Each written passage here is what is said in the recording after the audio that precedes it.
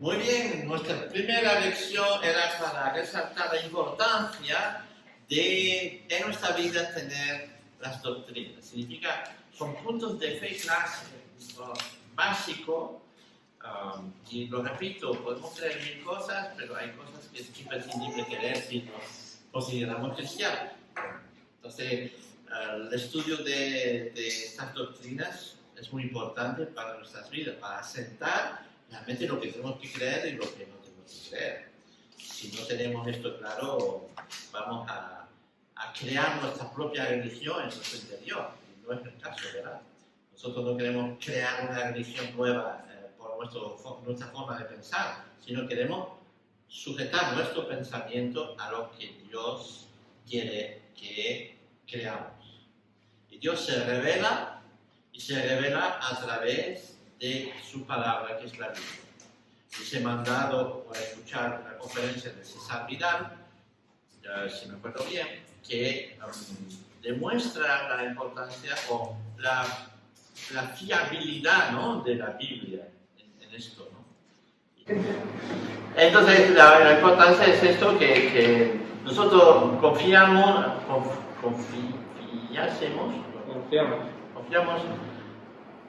en la autoridad absoluta de la Biblia.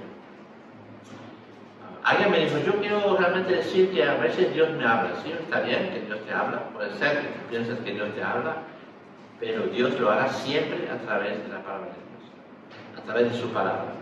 Tú lees la palabra de Dios y entonces hay algo que dice, wow, eso Dios me está diciendo a mí en este momento, ¿verdad? Y no puede uno pasar por la calle y decir, oh, el Señor me iluminó, de repente, claro, este pensamiento que tienes puede ser que proviene de Dios, pero será un recuerdo de lo que Él dijo ahí en la Biblia. No será algo nuevo que de repente te inventa por la cabeza. Porque todo lo que Dios quiere que tú sepas y que sepamos nosotros ya está revelado, ya está compilado en la Biblia. Y no le podemos añadir nada a la Biblia, a lo que está escrito. Y eso es un punto fundamental. Por eso la vez pasada hemos insistido sobre la Biblia, hemos tratado de descubrir por qué realmente la Biblia es fiable, ¿no? Y no hay otra cosa que podamos, ¿cómo se dice?, referirnos para destacar cuál es nuestra creencia. Solo la Biblia nos podrá decir esto. Eso es un principio bíblico, eso es un principio de los evangélicos, de los reformadores, primero de los evangélicos, y ante todo de los primeros escritores de la Biblia, de Pablo, de Juan, de Santiago, de Pedro, de los que han escrito la Biblia. Realmente lo que han escrito es todo lo que Dios quiere que sepamos. Es absolutamente importante creer primariamente eso. Tú puedes decir, yo no sé muy bien lo que creo, pero lo que creo sé que está ahí y no está fuera. ¿De acuerdo? Tengo que descubrir, porque toda nuestra vida será el descubrimiento de lo que dice Dios a través de su palabra. Y lo que pasa en este libro extraordinario es que nunca termina, ¿eh? Nunca termina de redescubrir cosas y de descubrir cosas. Y entonces nos faltaría varias vidas para descubrir todo lo que Dios nos revela a través de su palabra. Así que no tenemos primero que buscar a otro lado y buscar la profecía de fulano tal del otro, sino todo lo tenemos que redescubrir a través de la Biblia. Y eso lo hemos visto cuáles son las razones por las cuales nosotros creemos en la Biblia. No voy a volver sobre esto, ¿verdad? Y hoy viene otra doctrina, la segunda doctrina, por la cual, pues ya teniendo la Biblia, vamos a poder descubrir primero quién es Dios, ¿no? Porque Dios no se llama Mahoma, en la Biblia por lo menos, no se llama ni Buda, ni no sé quién, ¿verdad? Y Dios incluso en la Biblia no tiene nombre. Interesante, ¿sabes? Porque el nombre de Dios los judíos no querían ni pronunciarlo, por eso hicieron un anagrama que nosotros traducimos por Yahvé, porque pusimos las letras de la palabra Señor, ¿no?, la consonante de Señor en las letras del anagrama para que podamos saber a qué nos referimos, ¿no? Entonces, la Biblia declara Yahvé, ¿no? En francés está traducido siempre por el Señor, ¿no? El Señor dice, ¿no? Y aquí en la Biblia en español es Jehová, ¿no? Dice así. Así que es para referirnos al Dios de los judíos, al Dios de la Biblia, al Dios que nos es revelado. Pero bien, ¿qué podemos saber sobre Dios y cómo podemos saber cosas sobre Dios? La pregunta, ¿sí? Leyendo la palabra de Dios. Pues forzosamente no. Quizás hay otros métodos que podemos declarar que podemos saber que Dios existe. Por ejemplo, el que nunca ha recibido la palabra de Dios y no la conoce, no la ha leído nunca, ¿verdad? Podemos decir, bueno, pero entonces está bastante fastidiado, ¿no? Porque ¿cómo va a saber algo de Dios, no? Entonces, quizás hay otros métodos para saber que Dios existe, por lo menos. ¿Cuáles son? Penséis. La oración. ¿Ah? La oración. La oración. No. Digo, admitiendo que tú no eres creyente, tú no sabes nada de la Biblia, ni de Jesús, ni de nada de esto, ¿de acuerdo? Pero tú eres una persona de la calle, que has nacido, que es una familia, y no te han enseñado nunca nada sobre Dios o lo que sea. Y sin embargo hay algo en ti que te hace pensar que Dios existe. ¿Cuál es? ¿Sí? Haciendo campañas evangélicas, o sea, las iglesias. No, admitiendo que tú eres en un país donde no hay iglesia. Pero es más difícil todavía, ¿no? Tal vez a través de la naturaleza o de milagros que pudo haber ocurrido en la vida de esa persona. Bien, tenemos la naturaleza, efectivamente, la naturaleza está por algo. Los seres humanos han tratado, los científicos han tratado de entender cómo vino este mundo, cómo se fabricó, el Big Bang y todas estas cosas, ¿no? Pero no resuelven los problemas de dónde viene esto, ¿no? Cómo se hizo. Se puede saber más o menos cómo se hizo, más o menos, o se puede pensar. Pero, ¿quién puso en marcha esto? ¿Verdad? No hay. También dentro de ti siempre estás como buscando algo que sabes que está ahí, pero no sabes lo que es. Por eso, es lo que decía la vez pasada, que nosotros fuimos fabricados por Dios, eso lo sabemos por la Biblia, y lo sea. Y entonces Dios ha puesto la noción de que Él existe dentro de nosotros. Si bien la Biblia dice que somos separados de Dios y no sabemos nada de Él al origen, pero sí tenemos esta aspiración, de decir, wow, tiene que haber algo, hay algo que me empuja a buscar a Dios, de cierto modo. Porque si me siento en el TED mirando las estrellas, pues wow, qué infinito es eso, es increíble, qué pequeño soy, ¿verdad?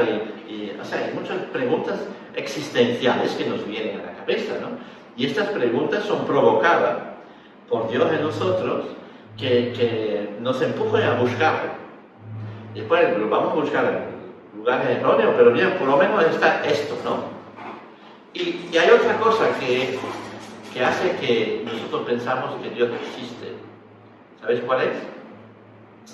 Es lo que llamamos nuestra conciencia.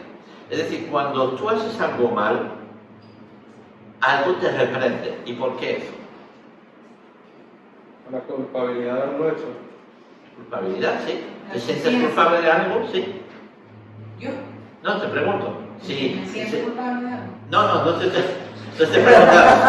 a ti mismo. Sí, está bien, pero digo que si tú cometes errores, Bueno. ¿quién te dice a ti que son errores? Tu conciencia. Tu conciencia. ¿Y por qué? Porque sabes que está mal. ¿Y por qué sabes que está mal? No lo sé. O sea, por lo que hemos aprendido, sabemos más o menos lo que está mal. Y si tuvieras unos padres que nunca te han dicho nada, o sea, no has tenido ni padres No ni sé, enseñanza ni como nada. algo de la naturaleza que ya veíamos en nosotros. Por eso. Que nos enseña. O sea, tú tienes una conciencia. ¿Cómo? Tenemos una conciencia todos, digo yo. Por eso lo interesante es saber que Dios nos ha fabricado con una conciencia, incluso una conciencia que nos dice lo que está bien y lo que está mal. Interesante eso. Por consiguiente, somos todos conscientes de que alguien nos está juzgando. Incluso si no creemos en Dios, porque es más fácil no creer en Dios, así no nos juzgamos más, ¿verdad? Pero hay algo en nosotros que nos reprende, ¿no? Es interesante este fenómeno. La gente no quiere creer en lo que estoy diciendo, pero es así. Entonces, que tú cometes un error, matas a alguien, ¿no? Porque es lo que pasó el primer pecado, fue eso, ¿no? Caín mató a Abel, ¿vale? Y se sintió fatal después, obviamente, ¿no? Entonces, ¿quién? O más bien, reconoces el Génesis cuando Adán y Eva pecan. Y la Biblia dice que se encontraron desnudos. ¿No lo estaban antes? Sí. Sí, pero ahora sí que lo están, ¿no? ¿Y qué van a hacer? Antes no. Van a vestirse con hojas de... No sé si es de viña o de no sé, pero bueno. Se van a fabricar. ¿Por qué? Porque se encuentran con vergüenza. Sí. ¿Sí? ¿De acuerdo? Pero vergüenza delante de Dios, ¿no? No, de la otra persona. consciente de También pecado. entre Dios, pero entre Dios también, porque crea, o sea, el pecado crea división entre nosotros y Dios y en nosotros y las personas que están con nosotros. Es interesante. Entonces, esta palabra se encontraron desnudos de repente. Antes estaban desnudos y no les preocupaba ni un pelo, ¿no? Más bien todo lo contrario. O sea, vivían tranquilos así, ¿no? Pero de repente la conciencia de haber pecado les hizo reconocer su desnudez delante de Dios. Claro, la palabra desnudo tiene un significado mucho más espiritual que físico, ¿de acuerdo? No es cuestión tanto del físico. Se emplea desnudo porque uno se encuentra avergonzado cuando se encuentra desnudo delante de la gente. Por lo menos debería ser así, ¿no? Pero ahora se ha quitado más bien toda esta vergüenza original que la gente tiene, la sociedad misma trata de quitársela, ¿no? Para que veamos, es otro tema eso, pero... Entonces, la gente se encuentra desnuda, Adán se encuentra desnudo, ¿por qué? Porque han pecado delante de Dios y se encuentran reprendidos. Ni siquiera que Dios les haya dicho nada todavía, ellos mismos son conscientes de haber pecado. Y se encuentran fuera de juego, como dice, ¿no? Como dice, tú estás soñando y de repente te despiertas en medio de la Plaza de España y te encuentras que estás totalmente desnudo. No sé si os ha pasado eso, pero es un sentimiento raro, ¿eh? Seguramente que uno se encuentra sumamente mal de repente, ¿no? Se va a esconder, no sé qué, y qué es lo que hacen ellos, se van a esconder y van a fabricarse modo para taparse, ¿no? Y cuando Dios se pasea por el jardín, le está llamando, ¿dónde estáis? No, es que Dios no sabía dónde estaban, ¿no? Esta historia es muy interesante, ¿no? Entonces dice, no, estamos aquí. Bueno, sabíamos que haber comido del árbol, ¿sí? Vale. Bueno. Entonces es interesante de que después Dios, ¿qué es lo que va a hacer? No, todavía no, bueno, sí, los va a mandar fuera del alcance, pero... Les pregunto por qué habéis pecado. No, al ver de la desnudez, ¿qué va a hacer Dios? ¿Quién es que dijo? ¿Ah? ¿Cómo se dio cuenta que éramos? Sí, va a ver que están desnudos, pues que por más hojas de viña que se hayan puesto encima, nada, ¿no? Sí, que Dios sabía que estaban desnudos, ¿no? ¿Por qué os ocultáis de mí? ¿Por qué se esconden de mí? Sí, pero Dios va a hacer algo antes de expulsarse del paraíso. Les va a cubrir con piel de animal. Significa que Dios va a matar los primeros animales para cubrir la vergüenza de los hombres. Y eso es un fenómeno que se va a encontrar en toda la Biblia. Más tarde los judíos tendrán que matar animales para cubrir su vergüenza de pecado. ¿Sí? Pero podemos decir que es Dios que va a proporcionar la cobertura y la protección sobre el ser humano, y no el ser humano que se va a fabricar su propia protección. No sé si entendéis esto a nivel espiritual lo que significa, porque es la gran enseñanza de la Biblia. Desde el comienzo de la Biblia hasta el final se nos enseña eso. El que va a cubrir tu vergüenza no eres tú fabricándote mecanismo para cubrir tu desnudez espiritual, es decir, tu vergüenza o la vergüenza de tu pecado, sino que es Dios mismo que va a proveer matando para cubrirte. Naturalmente Dios va a matar a su propio hijo para cubrirte a ti y a mí, eso es otra historia más tarde, pero hemos anticipado un poquito, pero bueno, ¿habéis entendido eso? Pero bien, para hablar justamente de cómo podemos conocer a Dios, pues nuestra conciencia, ya el hecho que nos reprende, nos hace pensar que hay un Dios, que un día nos morimos, que seremos juzgados, que todas las injusticias que cometemos en este mundo no pueden quedarse impunes. Todo eso lo tenemos en nuestra conciencia. Y después tratamos de expulsar esto de nuestra conciencia. Es otra cosa que hacemos nosotros. Los indios decían que la conciencia es como una rueda de dientes, un piñón, ¿no? ¿Conocéis esto? No. ¿De acuerdo? Vale. Sí, la rueda de dientes, vale. Nuestra conciencia, cada vez que la sentimos, es cuando salta un piñón, ¿no? Un diente, ¿no? Y otra vez la conciencia te llama y tú la haces saltar y por eso te duele. Pero cada vez que tú lo haces saltar, los dientes se escamotean un poco más. Y al final, no sientes nada. Y sigues pecando y no sientes nada. Terrible eso, ¿no?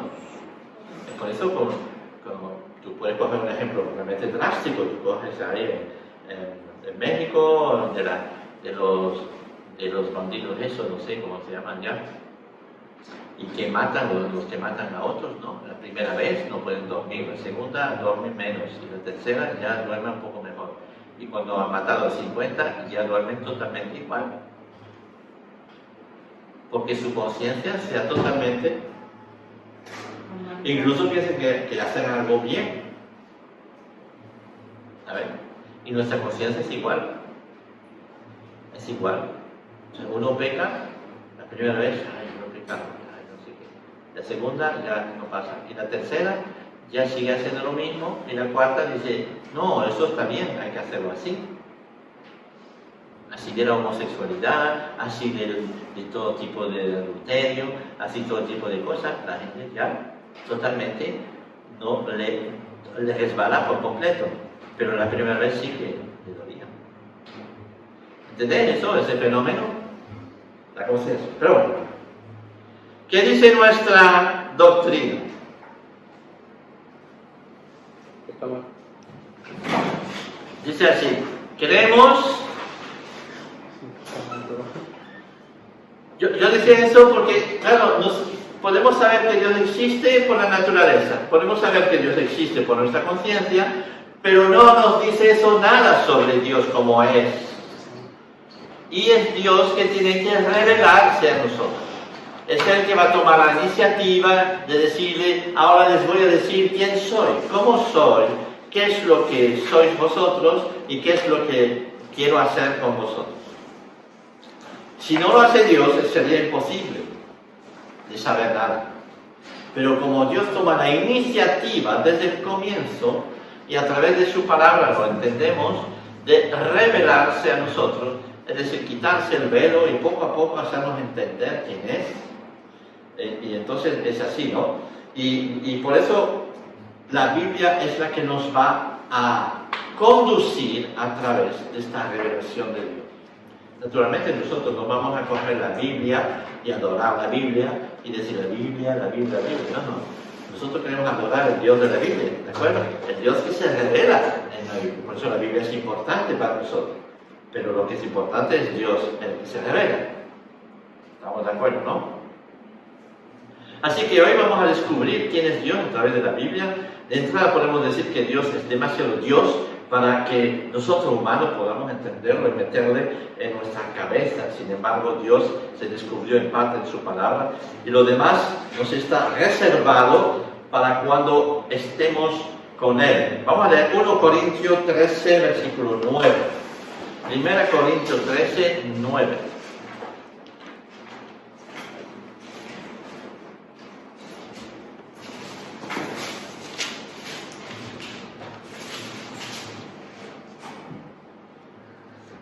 en parte conocemos y en parte profetizamos. Sí, dice en parte, ¿no? Es decir, nosotros sabemos en parte, pero un día, ¿qué dice después? Mas cuando venga lo perfecto, entonces lo que es en parte se acabará. Exactamente. Dice, un día estaremos en conocimiento perfecto con Dios, ¿verdad? Y sabremos todo. Lo que sabemos es en parte, pero lo que sabemos en parte es lo que Dios quiere que sepamos sobre Dios. ¿De acuerdo? Entonces, a lo mejor tú hablas con tus amigos y dices, bueno, tú conoces a Dios, y sí, lo conozco en parte, sí, ¿verdad? De todo no lo sé, porque es demasiado grande Dios para que sepa yo todo, ¿no? Y por entenderlo todo. Pero lo poco que sé es suficiente para mí, no solamente para creer en Él, pero tener una esperanza tremenda. ¿Verdad? Así es. Así que, vamos a ver, la Biblia nos revela varias cosas sobre Dios. Primero, su carácter, cómo es, ¿no? Una de las primeras palabras que podemos destacar, hablamos de politeísmo. ¿Saben lo que es el politeísmo? ¿No? Son palabras griegas, sabias, ¿no? El politeísmo significa creer en varios dioses, es decir, que existen varios dioses, ¿no? Varios, y la palabra Dios se traduce teos. Así que el hecho de creer en varios dioses se dice, uno es politeísta. Los griegos eran politeístas, los romanos eran politeísmo, y estas creencias, si bien no son así exactamente en el catolicismo, ¿verdad? Pero adoran la Virgen, adoran los santos y no sé qué, ¿verdad? Parece ser que ellos tienen poder igual que Dios, ¿no? Yo sé que en el catolicismo creen en un solo Dios, el Dios Jehová, ¿vale? ¿De acuerdo? Pero a veces le rinden culto a otros dioses. ¿A qué dioses? Bueno, a San Pablo, a San Tadeo, a San... Vale. a la María, no sé qué, ¿no? Sí, Sí, levanta esa mano, dime. Entonces nosotros los cristianos somos politeístas. No somos politeístas, obviamente. Poli significa varios. ¿Y qué tiene la otra palabra? Que Teístas. ¿Ah? Teístas. Monoteístas. ¿Ah? Somos monoteístas nosotros. Es decir, creemos en un solo Dios. ¿Qué dice nuestra doctrina? A ver, ¿alguien me lee en voz alta la doctrina que tenemos ahí? Que la teníamos en pantalla antes, pero bueno. La que está en rojo. Sí, la que está en rojo. ¿Qué dice ahí nuestro libro? Vale, creemos que hay un solo Dios, que es infinitamente perfecto, creador, preservador y gobernador de todas las cosas, y que es a Él solo a quien se le debe rendir culto religioso. Bien, varios puntos a esto, ¿no? Nuestra creencia dice que creemos en un solo Dios, que es creador, preservador, es decir, que conduce al mundo, y ¿qué más? Gobernador. Que gobierna Todas las el cosas. universo, todas las cosas, y ¿qué más? Se le debe rendir culto. Solo a Él se le debe de rendir culto, ¿ok? Eso es una doctrina absolutamente imprescindible, es lo que dice la Biblia sobre esto, obviamente, ¿no? No podemos ser politeístas porque no podemos rendir culto a varios dioses. Solo tenemos que rendir culto a un Dios, que es el Dios de la Biblia, ¿vale? Por otra parte, otras creencias piensan que Dios está en todo y que se encuentra en las cosas del mundo. La naturaleza es espiritual y Dios no existe separadamente de ellos. Dice, uno miro a través de un microscopio, dicen los hindúes, por ejemplo, y veo a los microbios, ellos también son Dios. ¿Sabes? Parece que Dios está en todas las cosas. ¿Sabéis cómo se llama esto? Este tipo de creencia. Multiteísmo. Multiteísta. Podría ser, Que sería el siguiente nivel. pero no significa eso. Multi sería más bien poli, ¿no? Sí. Poli significa múltiple, ¿no? Pero ¿cómo se llama esta creencia? Los hindúes creen son así. Panteísmo. El panteísmo, exactamente, ¿no? Panteísmo es la palabra que define a los que creen que Dios está en las cosas. En la naturaleza, en las plantas, en los árboles. Entonces se ve los adoradores del panteísmo van en el bosque y se abrazan a los árboles y dicen, ay, siento la comunicación con Dios. O como que somos una energía, ¿no? Porque yo he conocido personas Exactamente, que dicen piensa. que me conecte con la energía, pero ¿qué energía? Realmente están hablando de Dios, ¿no? No, están hablando del diablo, pero no lo saben. Es Ah. otra cosa. Entonces, entendemos que el panteísmo no es lo que creemos nosotros. ¿Sí? ¿Qué tipo de Dios adorarían ellos? Tampoco.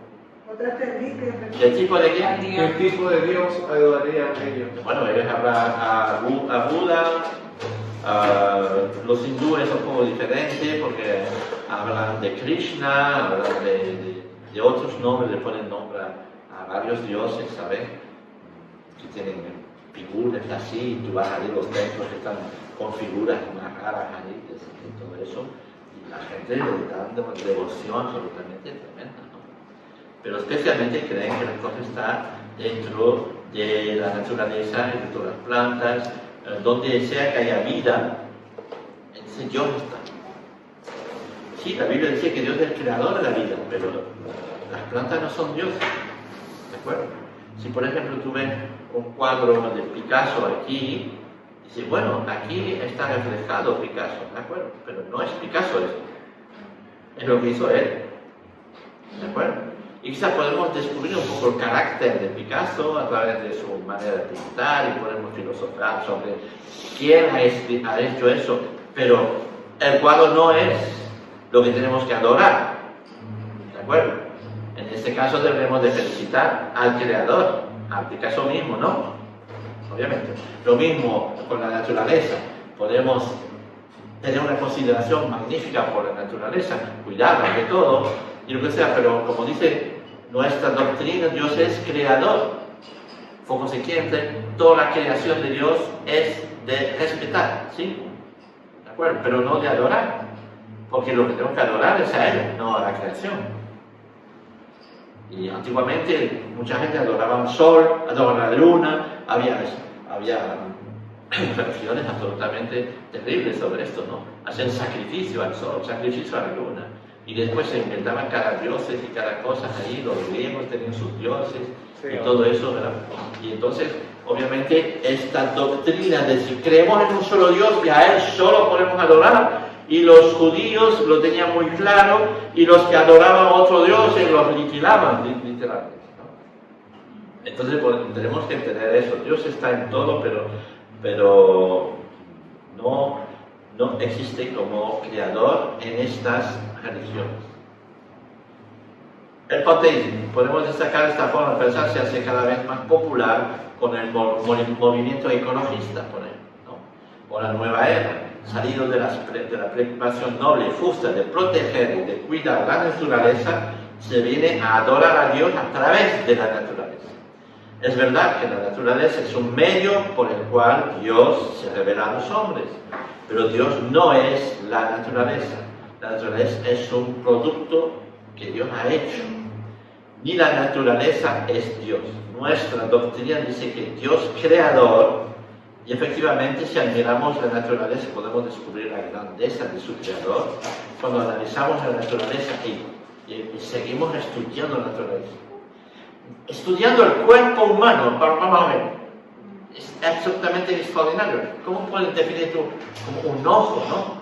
Que nos da, a nosotros nos da la posibilidad de comunicarnos con la naturaleza que nos rodea, con todo, primero con nuestro semejante, pero con la naturaleza. Y todo el fenómeno del ojo, cómo está hecho, y todas estas cosas que actúa sobre nuestro cerebro de persona. Vamos a ver, es absolutamente descomunal, ¿no? Entonces, pero no vamos a adorar al ojo. Vamos a adorar al que lo hizo, ¿no?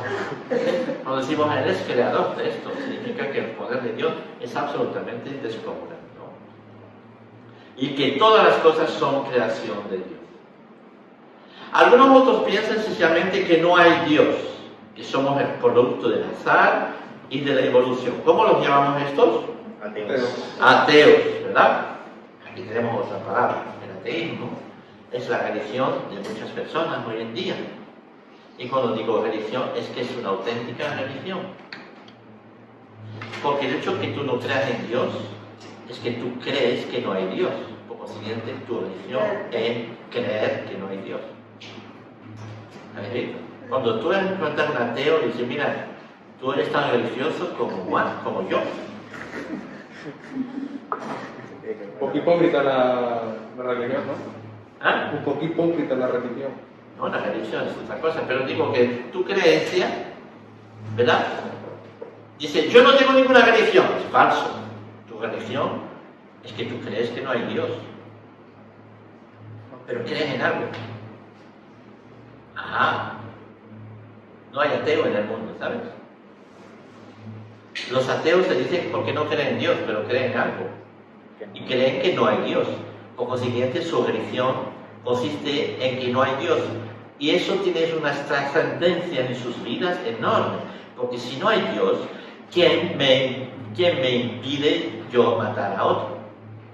Pero cuando tienen un problema, ¿qué dicen? Ay, Dios mío. Ese Dios puede ser. Sí, dime. Hasta donde yo tengo entendido, los ateos son las personas que logran demostrar que Dios no existe, por eso nadie es ateo.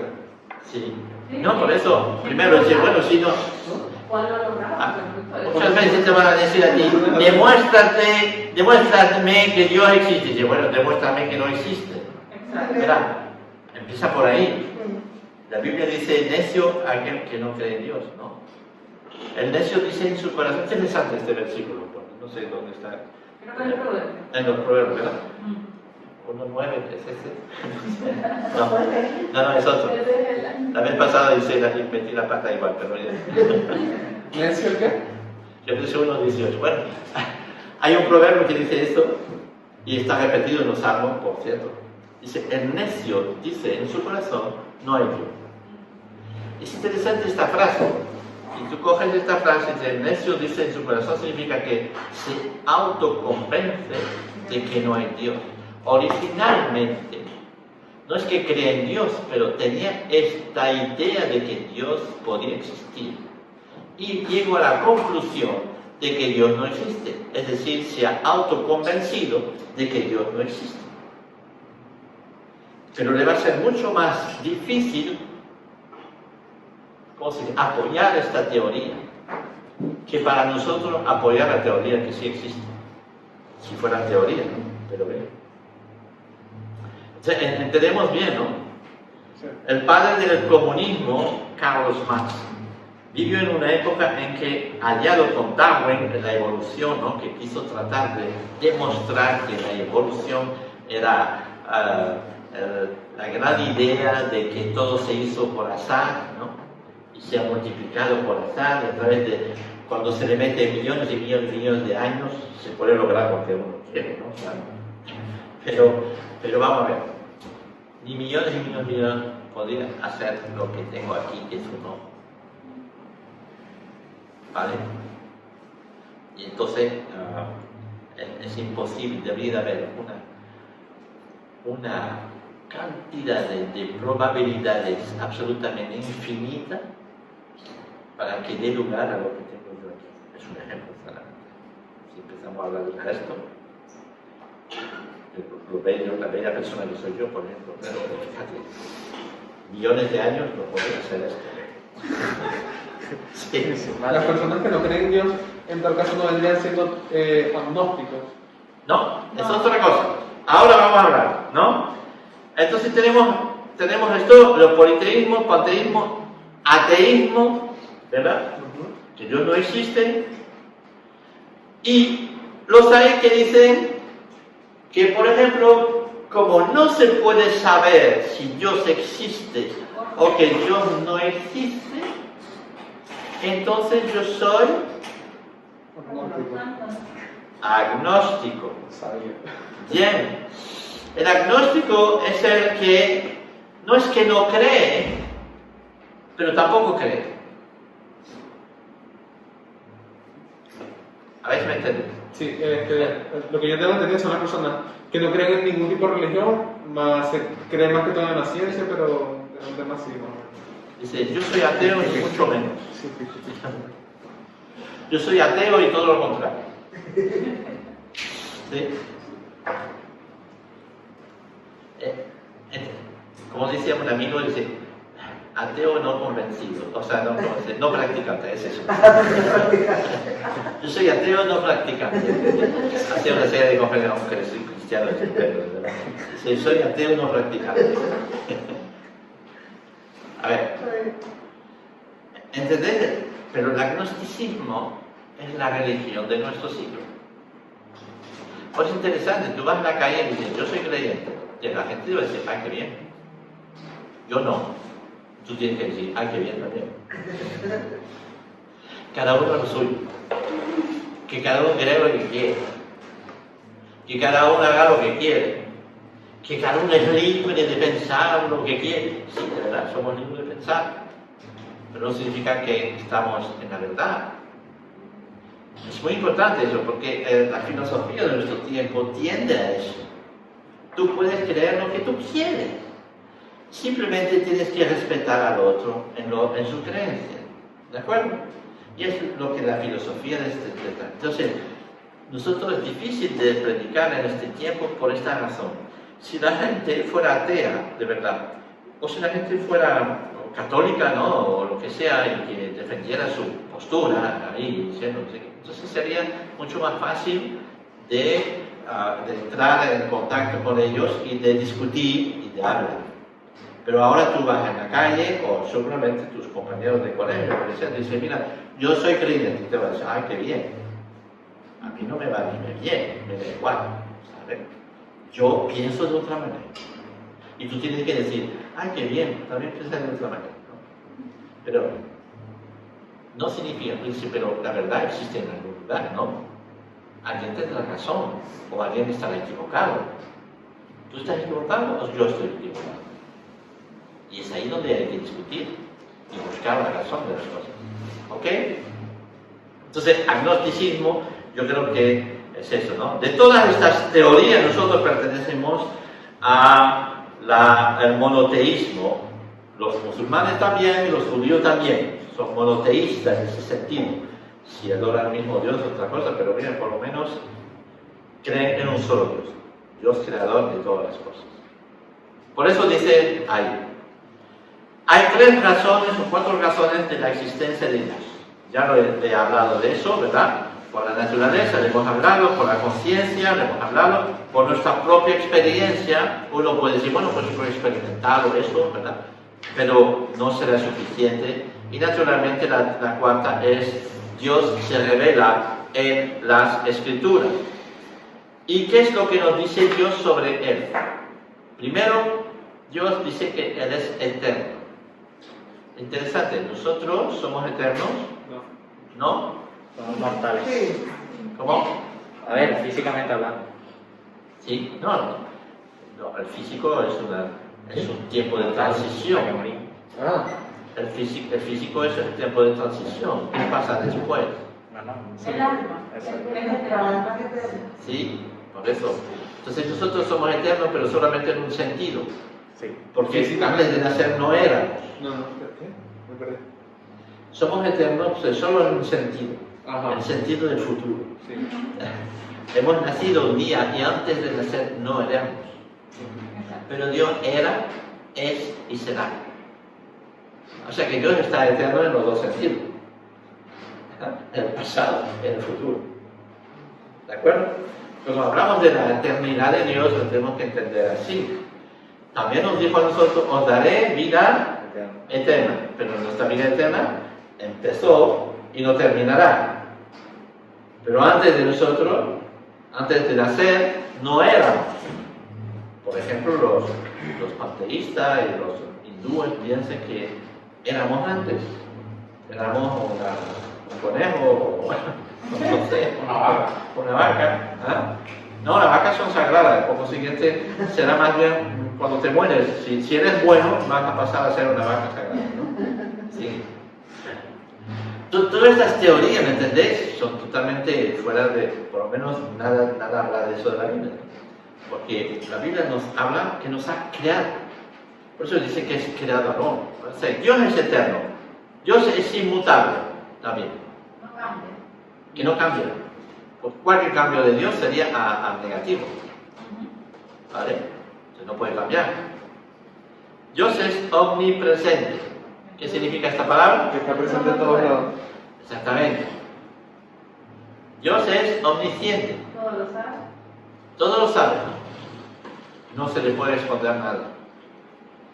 Dios es absolutamente justo. ¿Ah? ¿Sí?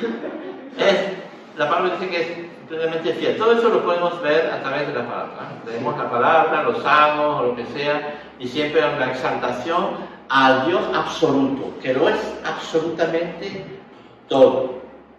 No va hacia una cosa como nosotros podríamos ir hacia una cosa. Él es. Y es interesante porque en la Biblia, cuando Dios se presentaba a los judíos, no decía su nombre, dice, yo soy el que es.